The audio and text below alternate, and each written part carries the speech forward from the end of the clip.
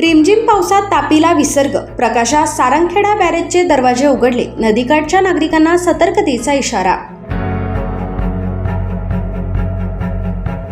शहादा तालुक्यातील प्रकाशा आणि सारंगखेडा परिसरातील तापी नदीपात्रात पाण्याचा विसर्ग सुरू झाल्याने नदी दुथडी भरून वाहू लागली आहे.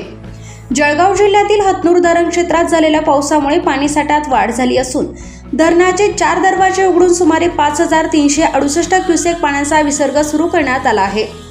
तसेच शेळगाव बॅरेजचे 3 दरवाजे उघडून 5422 क्युसेक पाणी सोडण्यात येत आहे. धुळे जिल्ह्यातील सुलवाडे बॅरेजमधूनही तापी नदीपात्रात पाण्याचा विसर्ग वाढवला आहे. या पार्श्वभूमीवर प्रकाशा व सारंगखेडा बॅरेज परिसरातील नागरिकांनी सतर्क राहावे असे आवाहन पाटबंधारे उपविभागाचे उपविभागीय अधिकारी राहुल वाघ यांनी केले आहे. नदीपात्रात गुरेढोरे सोडू नयेत. पाण्याचे पंप, शेती साहित्य आणि इतर वस्तू तात्काळ सुरक्षित ठिकाणी हलवाव्यात. नागरिकांनी नदीपात्रात अनावश्यक वावर टाळून प्रशासनाच्या अधिकृत सूचनांचे काटेकोर पालन करावे असेही आवाहन करण्यात आले आहे.